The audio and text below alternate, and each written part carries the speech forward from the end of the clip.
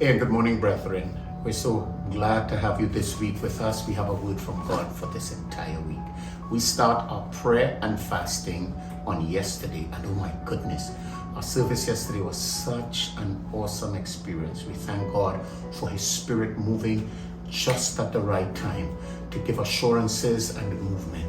We're calling this year one of our better prophetic years, and we're believing God to speak prophetically into our lives in varying directions, in varying domains.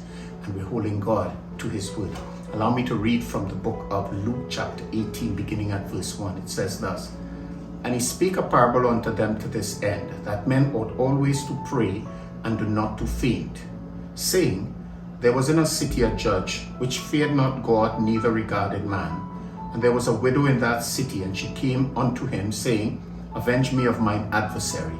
And he would not for a while, but afterward he said within himself, Though I fear not God nor regard man, yet because the widow troubles me, I will avenge her, lest by her continual coming she weary me. The Lord said, Hear what the unjust judge said. And shall not God avenge his own elect, which cry day and night unto him? Though he bear long with them, I tell you, that he will avenge them speedily. Nevertheless, when the Son of Man comes, shall he find faith on the earth?" Thank God so much for his word. And my intent this week is to be simple, but yet to convey truth and ministry and give a real message from God. I hope you receive what God is saying. So this Monday morning, I asked the question, why do you pray? No, I'm not asking what you pray, and I'm not yet asking when and where you pray. I'm asking why you pray.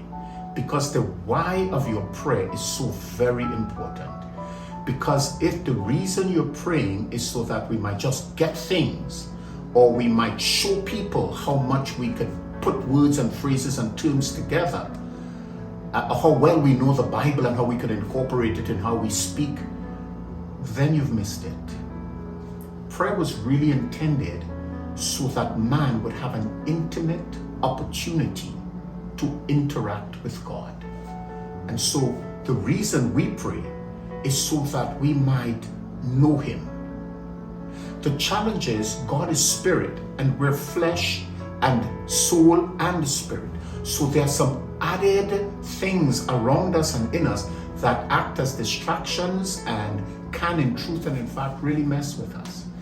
But God is indeed trying to align body, soul, and spirit in one activity that allows Him and us to interact.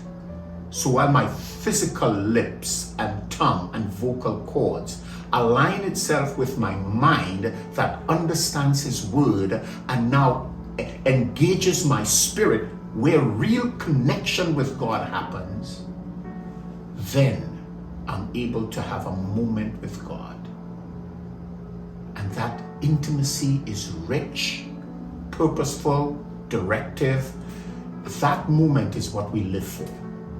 And so, even as the year begins and we're praying and fasting, I want you to also begin to appreciate in these clear moments, God is able to speak clearly and deliver His will to our lives.